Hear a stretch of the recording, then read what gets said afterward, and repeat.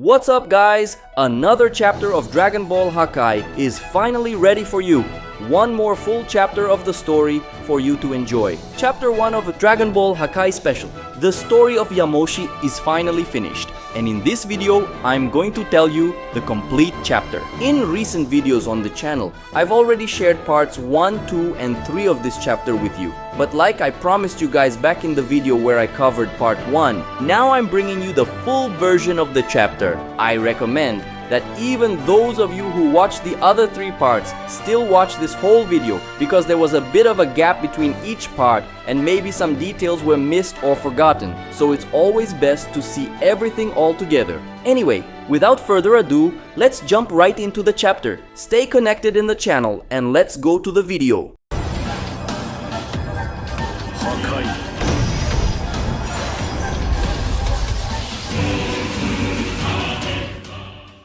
Dragon Ball Hakai Special, The Story of Yamoshi. Chapter 1, The First Vegeta. Our story begins with a great battle taking place. From the looks of the warriors fighting, it's clear that they're all Saiyans. We see Saiyan men, Saiyan women, Saiyans dressed in mysterious outfits, and even some Saiyans who appear to be larger and stronger than the average. It is said that over 1,000 years ago, the Saiyan race of Universe 7 lived on their home planet, known as planet Sadala. At that time, there wasn't a single empire ruling the planet. Instead, 4 great Saiyan kingdoms each controlled a portion of it. In the panels depicting the battle, we can get a rough idea of who these groups are. We see Saiyans who are much bigger than average, practically giants. We also see female warriors. Some Saiyans look more like the typical kind, and others wear outfits that cover more of their bodies. It seems like an all-out battle is raging between them, with each group fighting for itself. Returning to the narration, we learn that the Eastern Kingdom was made up of the Giant Clan, a lineage of enormous Saiyans known for their immense strength and durability, though their numbers were small.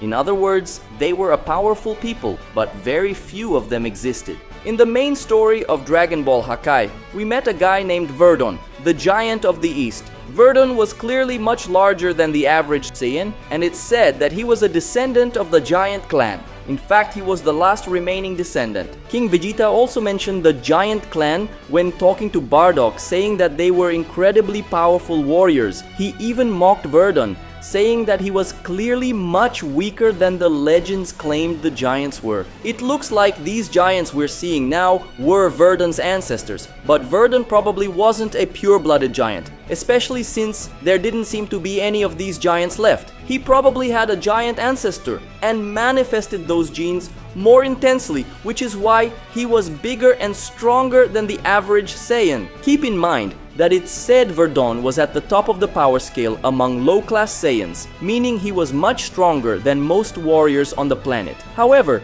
King Vegeta mentioned that most giants were comparable to mid-class warriors, and it wasn't uncommon for some to reach the high-class level. That's why he considered Verdon so weak. So there's already a connection between this special story and the main one. But let's keep going. The Western Kingdom was composed entirely of female Saiyans who were highly skilled and deadly warriors. The Southern Kingdom was led by an infamous clan that, unlike the rest of the Saiyan race, used sorcery. Meanwhile, the Northern Kingdom was made up of warriors who weren't too different from the norm, but possessed great honor and determination. And just a quick side note, it's also mentioned in Dragon Ball Hakai that in the past, there were Saiyans who used sorcery. This comment definitely refers to the clan that led the Southern Kingdom. Additionally, it's stated here that they are infamous, meaning their practices weren't well regarded. Even King Vegeta himself, when talking to Goku in the main story, mentions that he despises that kind of thing. So, there's another connection here. Now moving on, the Eastern Kingdom, the Kingdom of Giants, was ruled by War Chief Brocon, the Slayer of 1,000. This guy was known for his immense strength and resilience, as well as for an incredible feat, single-handedly facing and killing a troop of 1,000 enemies. In the middle of the battlefield, a silhouette emerges. This silhouette belongs to a fierce-looking woman holding the head of an opponent. This woman is Aspa, the Bloody Beauty. She is the war lady of the Western Kingdom, known for being a stunning yet lethal warrior, often having her body drenched in the blood of her enemies. Looks like this woman has a unique kind of skincare, huh? Aspa shows just how ruthless she is, proudly displaying her enemy's severed head like a true trophy. The Supreme Lord of the Southern Kingdom is the infamous Zukran, the Reaper, said to have taken countless lives with his treacherous spells. And now we see someone we already know well. While this guy is surrounded by enemies, it's stated that the Northern Kingdom is led by a newly appointed leader named Yamoshi, a prodigious warrior who, since taking the title of Protector of the North, has been leading his kingdom to victory in the war. That's because he possesses immense power and is also a great leader. Seeing himself surrounded, Yamoshi begins to scream, concentrating his power. As his ki explodes, the warriors encircling him are wiped out of existence and a massive ki explosion erupts. Right after that, a distinctive aura is seen surrounding Yamoshi, and now he also appears quite different. Both his eyes and his hair have taken on lighter tones. The leader of the Eastern Kingdom is War Chief Brokon, the Slayer of 1,000. The leader of the Western Kingdom is War Lady Aspa, the Bloody Beauty. The leader of the Southern Kingdom is Supreme Lord Zukran, the Reaper. And the leader of the Northern Kingdom is Protector of the North Yamoshi, known as the Super Saiyan, unleashing his transformation, which has just multiplied his power dozens of times over. The Super Saiyan charges through the enemy troops, sending everyone flying. With a fierce gaze and a war cry, he prepares a punch, undoubtedly aiming at someone. Yamoshi's target is Brokon, the Slayer of 1,000, who smirks and accepts the Northern leader's challenge, saying he wants to see the power of this so-called Super Saiyan. The two clash fists, generating a massive explosion of impact and energy across the battlefield. And the one who loses this struggle is the War Chief of the Giants, who is sent flying, now missing half of his arm, which was simply obliterated upon impact with Yamoshi's fist. Brokon is immediately knocked out from the blow and is quickly attended to by his comrades, who are clearly both worried and frustrated, seeing their leader fallen and missing a part of his arm. As soon as Brokon falls, Aspa rushes in to face Yamoshi. The War Lady of the Western Kingdom launches a flurry of attacks. She puts everything she has into her assault on the Super Saiyan, striking with all the strength, speed, skill, and precision she can muster. Even so, for Yamoshi, dodging Aspa's attacks seems like the easiest thing in the world. She realizes this and curses the situation. Yamoshi counters with a backhand slap, striking the Western leader in the face with the back of his hand. With just that simple blow, she's sent flying, already incapable of continuing the fight. Aspa's battle sisters are in shock, watching their leader be defeated so effortlessly. But the one who truly takes advantage of this opportunity is the Supreme Lord of the Southern Kingdom, Zukran, who uses his magic to ensnare Yamoshi with a magical bind that seems to cause him pain. Zukran thanks the Northern Protector for helping him deal with those two, who probably would have given him a lot of trouble. Now he's going to get rid of Yamoshi as well and win this war. But Yamoshi shows Zukran that underestimating the Super Saiyan is a big mistake. Raising his ki, he shatters the sorcerer's magical bind, completely shocking Zukran. Then Yamoshi moves at a speed the Southern leader can't keep up with, instantly appearing right in front of him with his hand pointed straight at his face, ready to blow Zukran's head off if necessary. Yamoshi tells Zukran that his magic is nothing against his power and orders him to surrender or die. The Reaper doesn't want to have his own life reaped today, so all he can do is lower his head and accept defeat, saying that he surrenders. After Yamoshi transforms into a Super Saiyan and defeats the leaders of the other three kingdoms on planet Sadala, he is declared the new Saiyan King. From now on, the Saiyan peoples of Sadala would no longer be divided into 4 kingdoms, but instead united into a single kingdom, ruled by the great Super Saiyan warrior. Because of his kind heart, and also as a political strategy, Yamoshi decides to spare the other leaders and even grant them leadership positions in his government. By doing so, Yamoshi is able to more easily gain the affection and trust of the other Saiyan peoples, since he is welcoming into his inner circle the very leaders they trusted and followed. After becoming the king of all Saiyan peoples, Yamoshi decides to abandon his birth name and adopt a royal name, one that would be passed down to his descendants, the future Saiyan kings. The name he chooses is Vegeta, and so King Vegeta I emerges, founding the Vegeta dynasty. So, basically guys, Yamoshi gives up his birth name to take on a king's name. Many kings and emperors throughout history have abandoned their birth names upon ascending the throne, preferring to adopt names that represented their dynasty or lineage. In the Roman Empire, for example, emperors took on names like Caesar or Augustus, which were directly linked to figures like Julius Caesar and Augustus, the great icons of the empire. The name Caesar, in particular, was used so often that it became synonymous with emperor and spread to other empires, influencing the titles that different peoples gave to their rulers. For example, in Russia, until some time ago, the leader was called Tsar, which comes from Caesar. Likewise, the German Empire once called its leader Kaiser, which also derives from Caesar. But anyway, this practice of changing one's name upon becoming king wasn't exclusive to the Romans. In Egypt, many pharaohs changed their names when ascending the throne.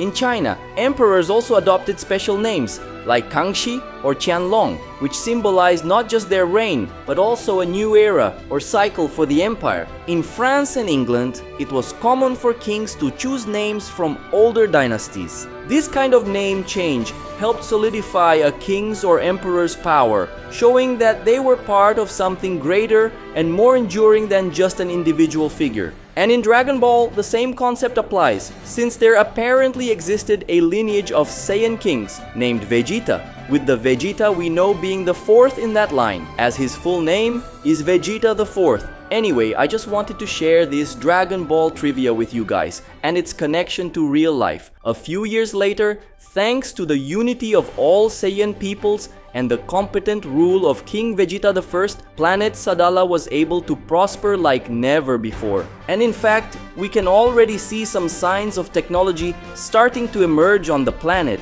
which previously seemed quite primitive. But of course, not everything is smooth sailing, and we see this during a meeting where King Vegeta doesn't seem too happy to be there, sitting on his throne, deeply focused on what's being said. Who's speaking is Aspa, the Bloody Beauty, the former war lady of the Western Kingdom, who is now the commander of the Royal Army's intelligence division. She's reporting to the king about monsters that have apparently been terrorizing Sadala for some time. She says these monsters keep attacking various points on the planet. Dozens of cities and villages have already been attacked, and thousands of soldiers and civilians have been killed. The monsters Aspa is talking about are clearly Cybermen. It seems that at this time, the Saiyan people were still unfamiliar with these creatures and are experiencing them for the first time. Brokon, the Slayer of 1,000, the former war chief of the Eastern Kingdom, who is now the commander of the Royal Army, takes advantage of Aspa's report to add that these creatures are strong enough to challenge their soldiers, even surpassing many of them.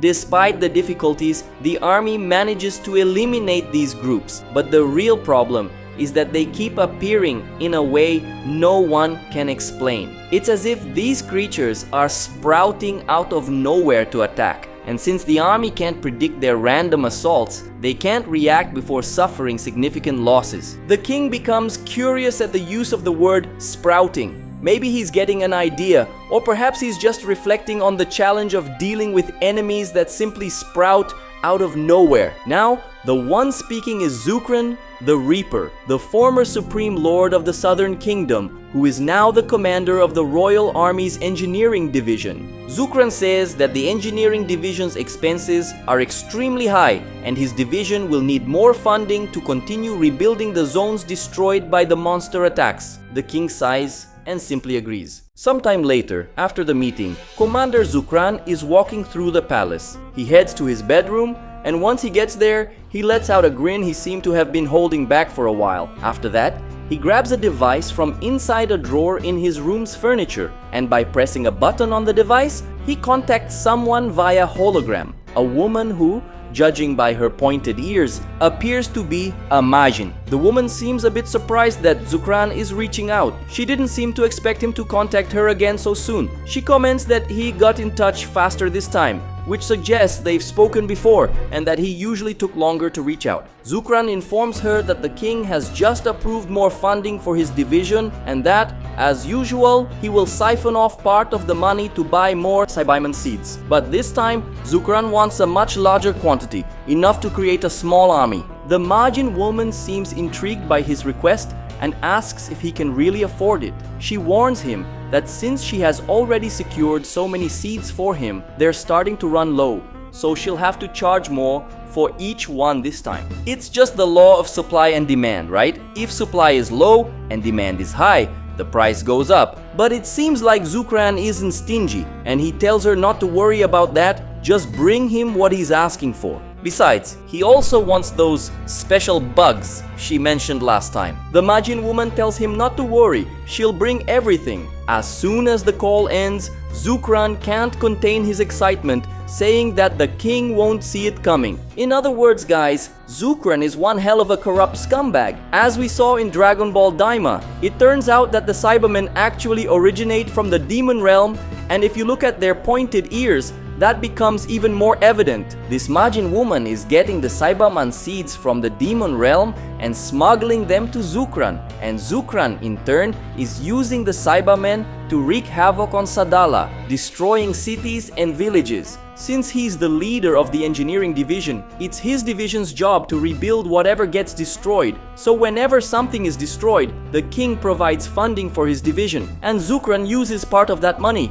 to buy more seeds and cause even more destruction. Basically, the more destruction the Cybermen cause on the planet, the more money Zukran gets, making the king's life even harder, all while securing resources for his eventual grab for power. And as for those special bugs he mentioned, he's probably referring to the meaty bugs that exist in the demon realm. But which ones exactly? A few days later, Zukran has yet another of the many meetings he's already had with the supplier of Cyberman seeds. This meeting, which probably follows the same pattern as the others, takes place in the middle of a desert, where there's no one around to witness the betrayal. Zukran arrives in an airplane from the planet, while the smuggler shows up in a ship typical of the demon realm. The smuggler from the demon realm, named Dema, steps out of the ship through a ramp that was just lowered onto the desert floor, already showing 2 full sacks, presumably filled with Cyberman seeds. Judging by their previous conversation, these sacks probably hold enough to wreak havoc across the Saiyan cities. Dema comments again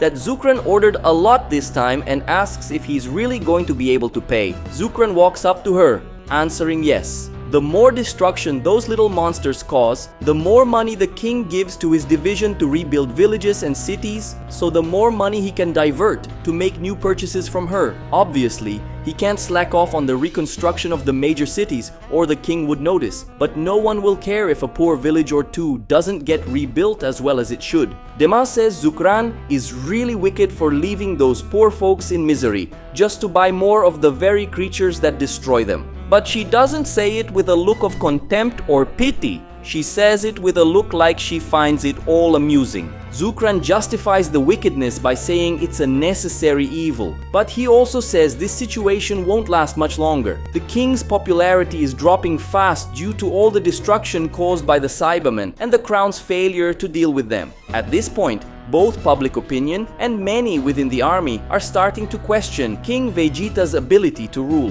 Zukran believes that one more massive Cybermen attack, strong enough to cause major casualties and destruction, could be enough to get the king deposed. And when that happens, he, who has secretly gained the support of many in the army, will take over. But Zukran is eager to see the goods and asks Dema to show him the so-called magic bugs she brought. Dema, after handing over the sacks of Cyberman seeds for Zukran to hold, pulls out a smaller bag, takes out some oddly shaped bugs, and shows them to Zukran, extending her hand so he can get a better look. She says these are the Medibugs. She brought a few kinds for him to check out, and each insect has a different function. But among all of them, in her opinion, the most useful are the join bugs. She highlights that specific insect for Zukran to see better and explains that a person can gain unimaginable power by using this little thing. Zukran gets really interested and asks her to explain more. She tells him that when 2 people eat this insect, their bodies merge. She explains that there are several types of join bugs and each one results in a different kind of fusion.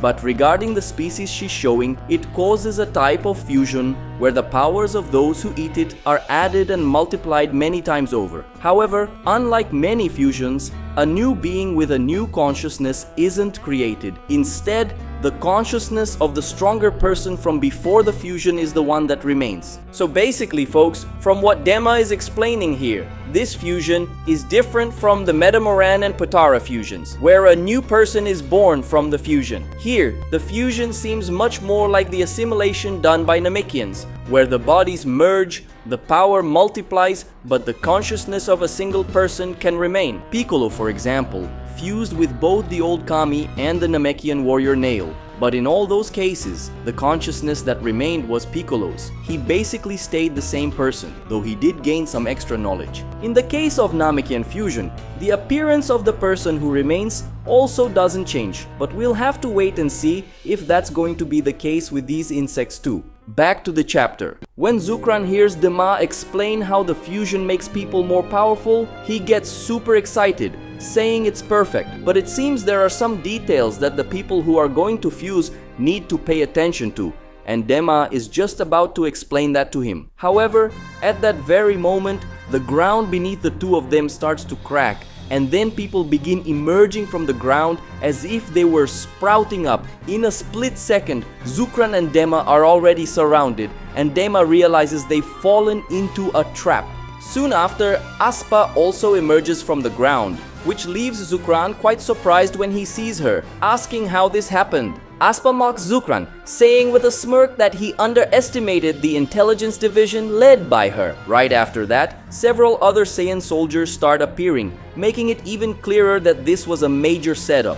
And to top off the huge mess Zukran's gotten himself into, the king himself arrives, accompanied by more soldiers and the commander of the royal army, Brocon. When the king lands near him, Zukran shouts Yamoshi's name. The way he says Yamoshi's name suggests a mix of both fear and anger, but Yamoshi corrects his traitorous subject, saying that to him, it's not Yamoshi, it's King Vegeta. While Dema is freaking out, realizing they're completely screwed, Zukran asks how the king and the others found out everything. The king asks if Zukran really thought he wouldn't notice the money from the army's engineering division being siphoned off. He explains that he noticed the construction in the villages farthest from the cities wasn't up to par, so he ordered an investigation. In the end, they were finally able to track down who was responsible for the whole mess. Probably at first, Yamoshi didn't even connect the embezzlement from the engineering division with the Cybermen problem, but he noticed the corruption,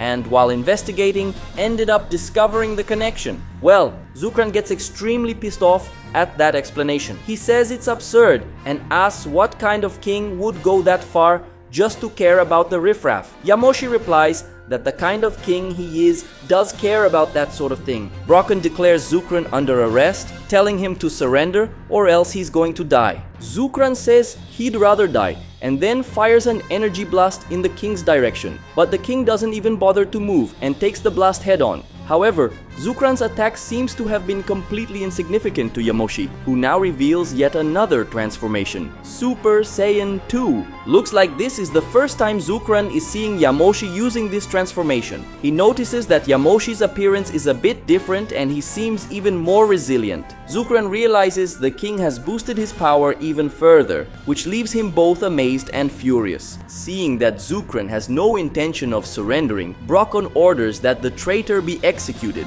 Dema, realizing things are about to get seriously ugly, hurries to create an energy shield around herself and Zukran, and she was right to do so, because immediately afterward, energy blasts come at them from all directions. Dema is clearly worried about the situation, saying this is really bad. Zukran, who doesn't seem to know what to do on his own, asks what kind of powers she knows how to use, remembering that she once told him she could fight and also use more magic than the average demon. Let's remember that Panzi said in Dragon Ball Daima that every Majin knows at least one kind of magic. But we know that more evolved Majins can use a variety of different powers like Neva, Dabura, Babidi, and Goma, for example. Seems like this woman named Dema is one of those Majins with above average powers. Dema confirms what Zukran just said, but none of the magic she knows is especially useful against that many people. She even mentions a spell that can corrupt people and turn them into her servants, as long as those people have evil in their hearts and their willpower isn't too strong. But she can't use it on so many people at once.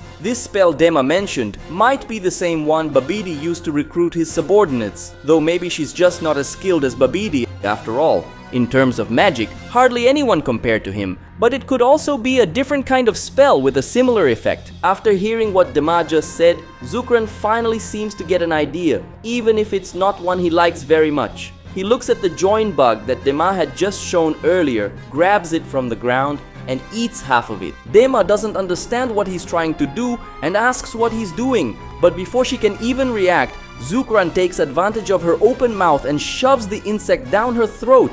Dema ends up swallowing the insect even though she didn't want to, and almost desperately asks what he just did. Seeing that the protective dome created by Dema repelled all the attacks fired by the soldiers, Yamoshi decides to finish the job himself. He tells the others to leave it to him and says he's going to eliminate the two of them personally. Yamoshi fires an energy wave that actually destroys the shield, which makes him believe it's finally over. But right then, something strange starts happening, which catches the king's attention. At that moment, a new being appears, a demon Saiyan. This demon sarcastically asks for forgiveness from King Vegeta, stating that they're not done yet. This being is the fusion of the Majin Dema and the Saiyan Zukran, using one of the species of join bugs from the demon realm. And from the way this person talks, and also from the mostly masculine appearance, it seems that Zukran's mind is the dominant one in this fusion. So, what's the power level of this demon Saiyan going to be? Will Yamoshi and the others be able to handle it? We'll only find out in Chapter 2 of Dragon Ball Hakai Special, The Story of Yamoshi. And that was the full Chapter 1 of Dragon Ball Hakai Special, The Story of Yamoshi. Production on Chapter 2 has already started, and soon there'll be a video here on the channel covering the first part of this second chapter, same style as we did with Chapter 1, alright? Just a reminder, this special won't have too many chapters, probably 3 or at most 4, and then we'll go back to the main Dragon Ball Hakai storyline, which already has a lot of cool stuff planned. Anyway, drop a comment letting me know what you thought of this chapter, and also tell me if you like this new way of posting Dragon Ball Hakai in parts, bringing faster story updates. If you made it to the end of the video, comment, Goku wasn't the first Super Saiyan, just so I know you watched it all the way through. Hit the like button, subscribe to the channel, and share this video with a friend who you think might enjoy it. And if you want to help support the production of Dragon Ball Hakai more directly, join our Patreon. That way, you help keep the story alive and get a few perks from the channel. The link to learn more is in the video description and the pinned comment. Click it to check it out with no strings attached and find out more. Cool? Thanks so much to everyone who stuck with me till the end, and I'll see you in the next video.